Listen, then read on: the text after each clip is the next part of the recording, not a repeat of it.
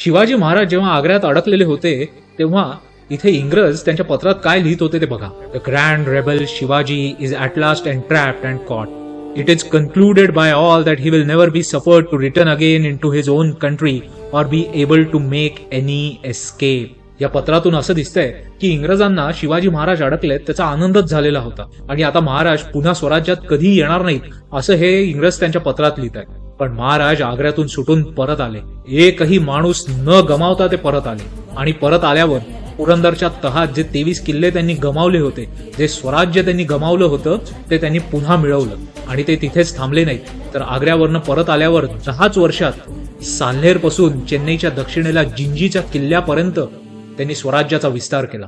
इतरांना कमी लेखणाऱ्या या इंग्रजांना जे वाटलं पण नव्हतं त्यापेक्षा कैक पटीने महाराजांनी पराक्रम करून दाखवला होता. तुम्हाला काय वाटतं? कॉमेंटमध्ये लिहा.